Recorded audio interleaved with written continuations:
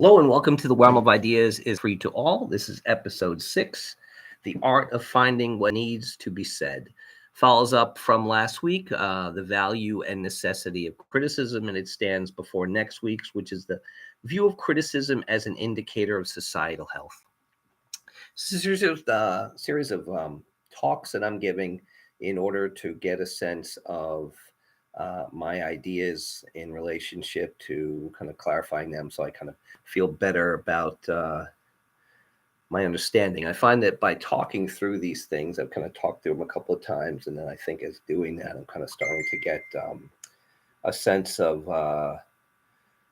better understanding of these. We started with the operation of the metaphor, and then we talked. That was like we started on Christmas Eve, the operation of the metaphor, and we went through December, and we went into now we're into January, and we started on the 1st of January, 1st of December. So the 1st of December was the operation metaphor, the organic metaphor. I talked about that as a generative strategy, something that is actually kind of something that's analogous to things that we find in nature, and actually not just an operation of language, that it operates in language as an analogy to things that actually perform in nature.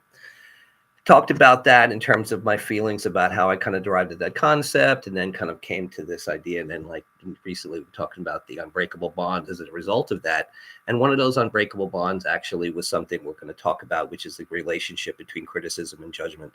And that relates to kind of things we've been talking about in the past, as the unbreakable bond is something that kind of comes together as a useful operation that kind of points us towards a kind of progressive movement. And I kind of use progressive not in the kind of like leftist political leaning. I use kind of progress in the terms of like what I would say would be a kind of relationship to, say, continental philosophy, mostly when ideas of kind of, say, Whitehead, Ortega Gasset, and others like that, who kind of talk towards kind of like a potential, more like an enlightened idea of kind of coming towards a potential for a civilization or a society that kind of like has a potential for progress. But again, there's like a lot of difference between these different thinkers. Mine kind of, I think, tends towards that idea of it as kind of like a natural operation, almost as an organic operation, an extension, almost what I would call like the origin of species and its kind of natural tendency. That it's not a given, but it definitely has certain tendencies for success that you can kind of select. So I think that as part of that selectivity could be the idea of unbreakable bonds. To kind of quickly go over that idea, we talked about the idea that certain things come together in certain times and provide benefit. And I use the example of a map, and the fact that a map is not a completely accurate depiction of a circumstance, but it allows you to kind of create a useful abstraction that allows you to kind of like be able to kind of circumnavigate certain things and kind of like pursue certain activities and accomplish certain tasks. So that idea of utility is something that you kind of can use as a guide to any kind of like discovery that you have for any particular thing. So last week we talked about the value and necessity of criticism, and I think I made clear the idea that like it's that there's an unbreakable bond between observation and reason, and the fact that we tried to kind of like make these things of consequence, where we tried to kind of look at the fact that the things that we do, we tried to kind of like have a reason-based approach, so that we can kind of like discern the utility, and the utility has been valuable. And that was kind of got us to that point. I think that the idea of observation or criticism and judgment is an unbreakable bond, and it kind of helps us in relationship to other things like freedom and liberty and things like that. But anyway, criticism was something that I kind of feel is a difficult thing for people to understand, and it kind of like sometimes gets us into kind of hot water or kind of deep trouble. And I think as a result, we kind of like try to kind of understand it. I mean, as an architect and a researcher, criticism to me is the lifeblood of what I do. I think that being able to kind of self-critique and be able to surround myself with people who kind of can make valuable observations about what I do is kind of something that's essential. And I think what happens is it kind of has a tendency to kind of strike up certain things that I may not have seen but need to approach. Sometimes I use the example that, you know, in terms of the circumstance we have today, sometimes where kind of people say that, you know, like you need to kind of be aware of people's feelings and how, you know, what you say affects them. And I completely understand and appreciate that. And I use this example. I mean, if I'm in the passenger seat of a car that's speeding towards a brick wall, and I am aware or become aware that the person driving this car is not aware of the obstacle that basically is going to destroy us all, I may politely kind of suggest, hey, we need to pay attention. At a certain point, my self-preservation takes over. And if I have to, I take the wheel or I kind of do something to kind of save myself if the group decides that it is either uh, has a death wish or is just kind of unaware of what the circumstances that they're leading towards.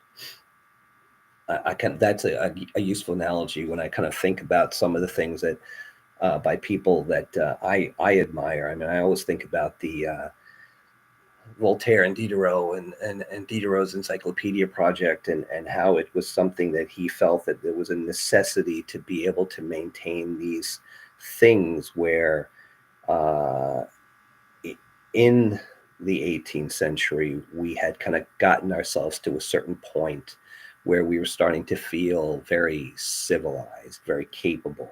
Yet the thing was, the barbarism was still present in us. It's still present in us today, as well as the fact that the abject barbarism that had been seen kind of since the Middle Ages was not so far away. So this veil of civility and society, which kind of more kind of that term, was something that kind of allowed people to pretend that they had gotten to a point where these kind of like potential atrocities and kind of like misgivings and kind of like misdeeds were kind of less likely to kind of like become uh, as likely, which I thought was you know, which we've come to. I mean, I think it's sensible to say that's naive or arrogant, but either way, it's something that we have to kind of like pay heed to. I think one of the things I always appreciated about Socrates was that Socrates always made it very clear that he understood who he was, what he was capable of, and it was important to kind of constantly never forget, you know, what you were. I think today too often we can too easily veil ourselves in our ambitions and kind of like say our ambitions without really even having the need or kind of wherewithal to even check, to even see if we really truly believe it. Some of them just seem absolutely transparent and ridiculous, but I think uh again, not a psychiatrist, not a psychologist, that's not my realm.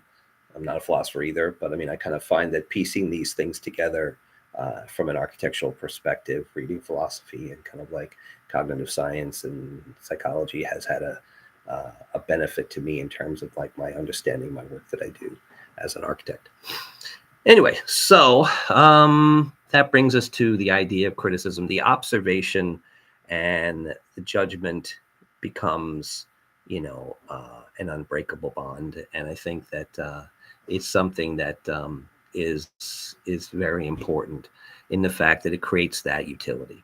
So uh, we talked about the idea of the fact that, you know, the things that are given to you in terms of information uh, can have a tremendous uh, um, value to you. In order to kind of take benefit of that, you have to be able to kind of be open enough to be able to look at the information from itself, and that we can kind of separate the intent from the information. I mean, having been a reviewer on architectural juries and art, architecture, mechanical engineering, different kind of things, structural kind of different kind of places, lecturing on various different topics.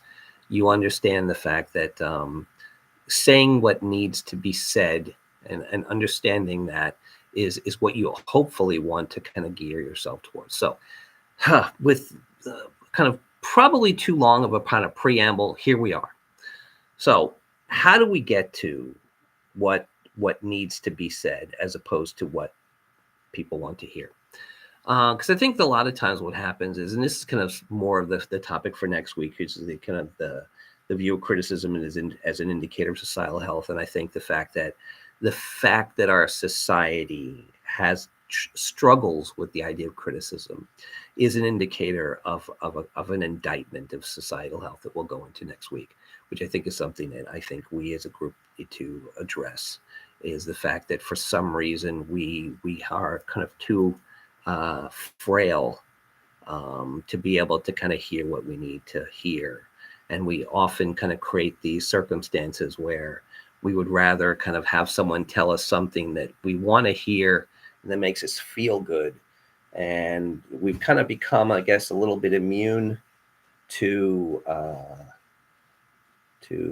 being able to kind of like assume the value of progress. So as a result, then, you know, what do we do? So let's assume, how do we get to the point where we can understand what needs to be said? And I was thinking about the fact that there's probably like a couple of things that I always used as a guide. Like I think I was saying last week, is that what I used to do when I became an architectural student and then became an architectural professor, I enjoyed the idea of trying to find what was the most succinct, what was the most clear and important thing that needed to kind of get discussed. And I just kind of like became obsessed with that. And I realized that that was not making me a very popular person. So I think what happened was I realized that, okay, let's keep it for, and I think there's probably a bunch of ex-girlfriends and ex-colleagues who would probably attest to the fact that like that was true. Over time, what I started to do was, you know, kind of keep that acumen for the studio. And either was in my studio if colleagues invited me. I had colleagues that I would, you know, that I enjoyed visiting, and they would kind of say, "Hey, Bruce, you want to come over and kind of just finish the piece? And let's talk about it." To me, I remember kind of like when I was kind of a student, one of the things I really loved was thinking about, you know, artist communities and how you worked, you got up, you worked, you went across the street, and you kind of peeked in the studio to see what, you know, a musician or a sculptor or kind of like a dancer or whatever was working on. And you kind of sat and you talked about it. And then you kind of like went around and people visited your studio, visited theirs. And I kind of enjoyed that kind of like communal aspect. So there was times early when that was the case, and I've tried to kind of cultivate that over time. So anyway, what happened was I found that like this piece kind of started to alienate me, and I kind of realized like, okay, save it for those people who either ask for it or when you're getting paid to do it, which was in the studio. And I found even in that case, I mean, over, you know, not just then, this is kind of like going back to the mid to late 80s, 1980s. But even recently, when I've kind of like, you know, kind of come back into the studio to kind of like be on reviews, I find that this is a very difficult thing to do. It's hard to be able to get across the idea of this is my observation of what I believe needs to be looked at. This is what I think you need to kind of assess.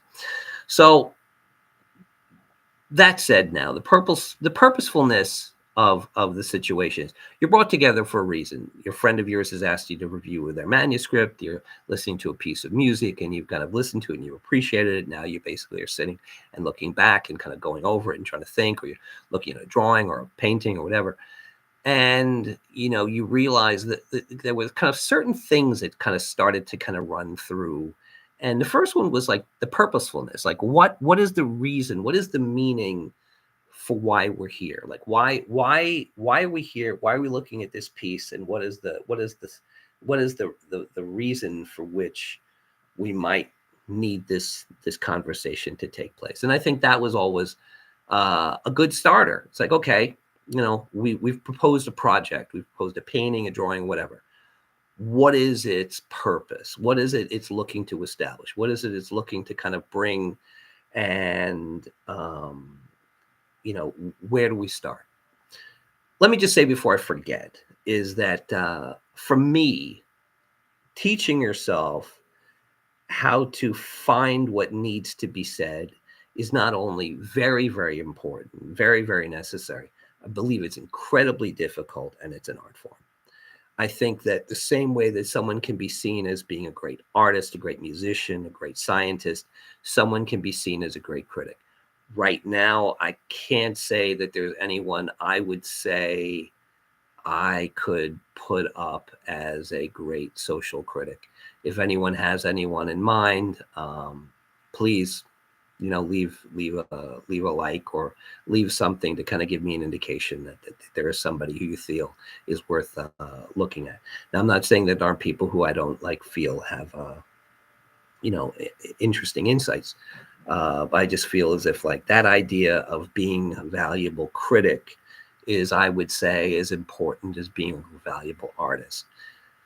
So just the same way that Julie has this really great idea that there's just as important to be a great reader as it is to be a great writer, and that might be even, and I remember this kind of going back to Ortega's idea of the librarian, is the fact that unlike an editor, I think what he spoke about was the idea that it's important to find out what book needs to be written and then go about kind of finding out a way to get that project to take place. So the next thing is once we've kind of looked at this thing, as we've established the possibility, and we can always pass over these things to get to the other things, is what is the utility? What is the once we've established the purposefulness, do we see that we've established the possibility for a project? We've established that, okay, there's a reason to do this drawing. There's a reason to do this model. There's a reason to kind of make this experiment. And we've established that. And I mean, I think that's another thing that kind of often gets left out, is a lot of these things are kind of default setting based on the industries that we're in, which is why I think a lot of times that scientists struggle with the fact that, given the nature of their business, that they're kind of in a situation where they're forced into these kind of pursuits of situations that honestly don't have the same kind of commitment that they wish they had, which kind of makes me make this distinction between what I would call science and technical service works. So then the other thing that's last is what is the consequence? What is it that we've determined is the value ultimately of this piece from this? And these are just general criteria I've worked at, in terms of kind of, for me, having a kind of way of looking at these things.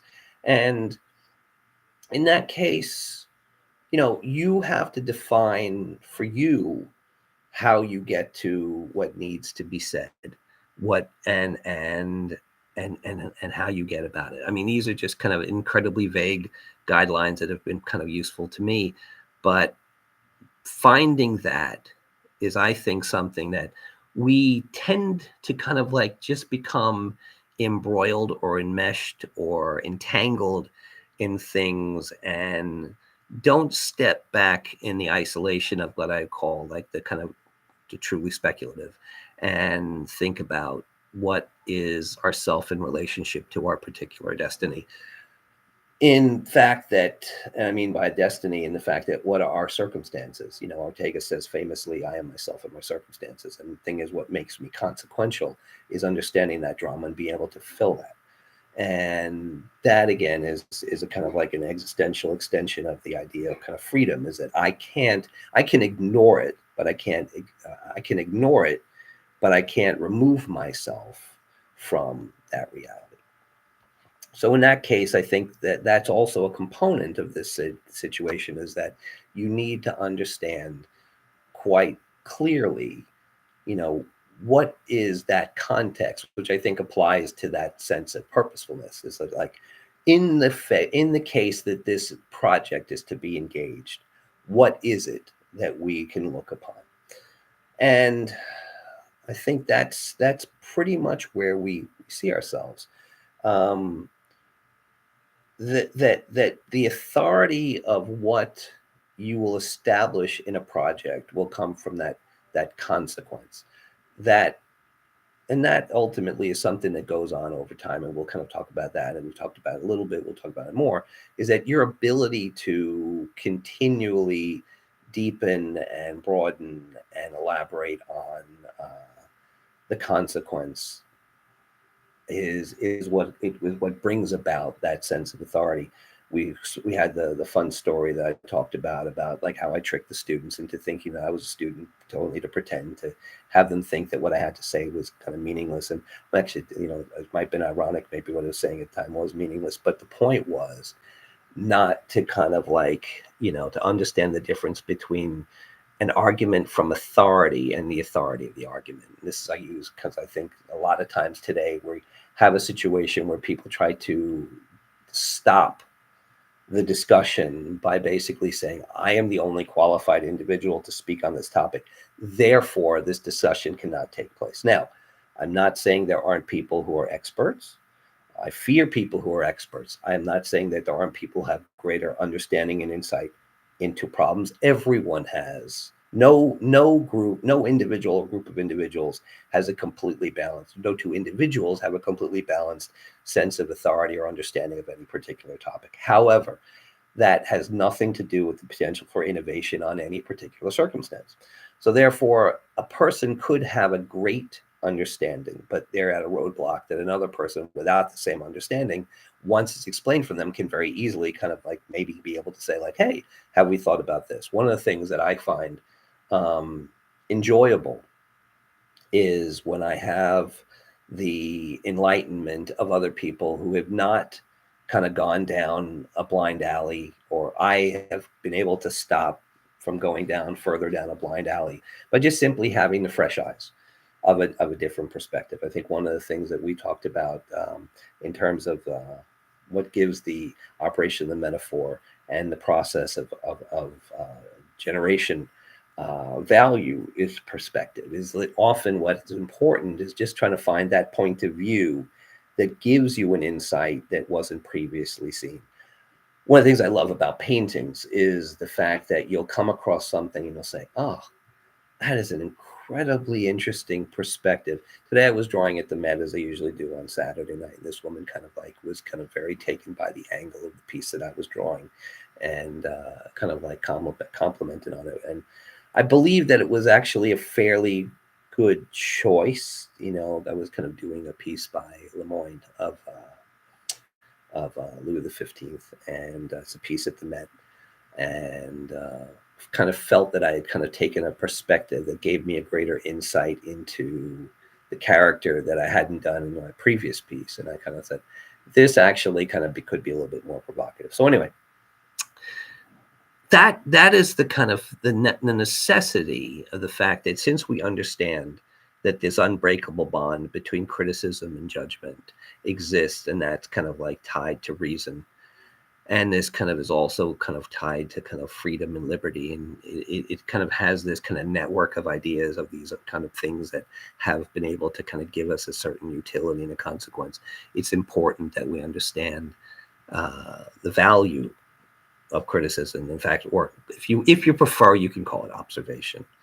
That these criticisms or observations can allow us to kind of share our perspectives with other people that can possibly kind of free them from things that they either don't see because of inexperience, or basically have had too much experience and basically have gotten locked into kind of like poor reasoning. So that said, this is something that I believe needs to be kind of understood and appreciated and kind of cultivated, because I feel as if too many times we're kind of just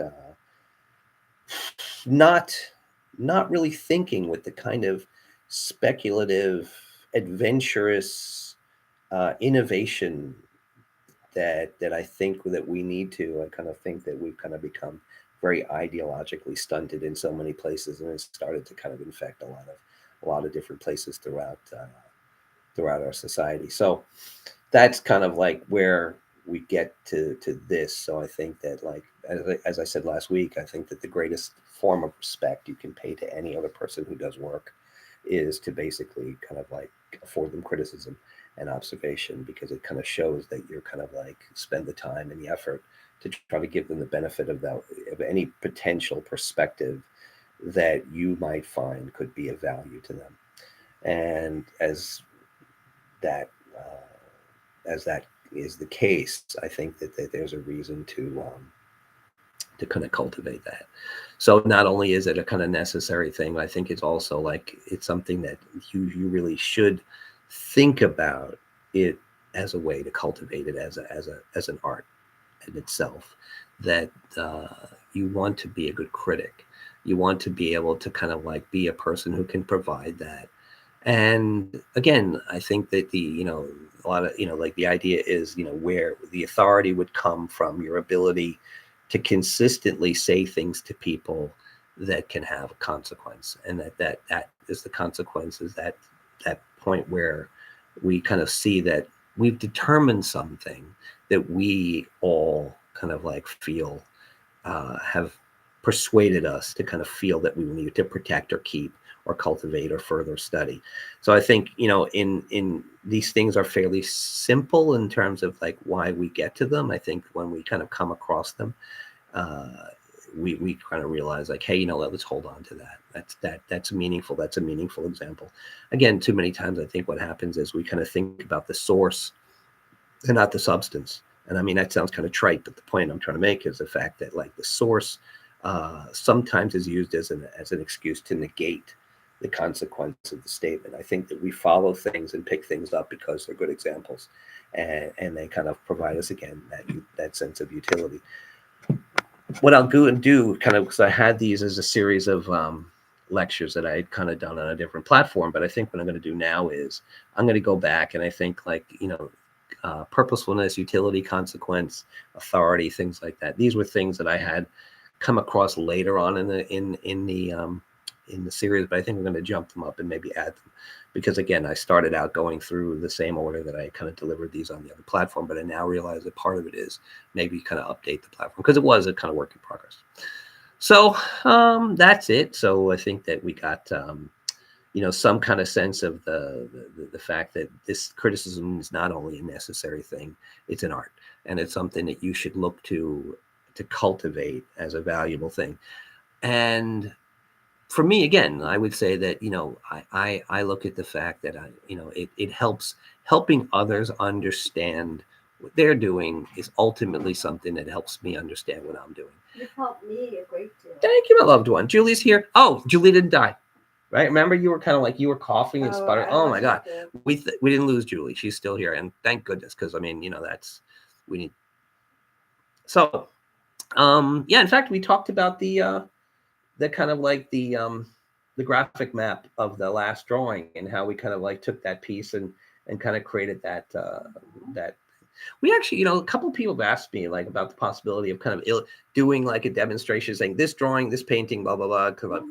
We might actually present that. I got to have to look at that. Anyway. Examples are a great idea. I think so. That might be a good idea. Because, I mean, especially with your idea of kind of like, what was it? We talked about the Imagineer, the idea. And then we talked about, what was it? The idea of applied imagination. Yeah, as opposed to kind of like pure speculation. So anyway, so that's it for now. So next week, I mean, I think we've kind of like given the groundwork for the view of criticism as an indicator of societal health. And I think, spoiler alert, the circumstance is not indicating a positive circumstance. So that's it for now. I mean, that society is not in a healthy state because of the way it views criticism, and that it needs to kind of understand that indictment of criticism is actually an indictment of itself as a project. So sign off as usual. The realm of ideas is free to all, and it's to all of our benefit to keep it exactly just that way. Thank you and good night.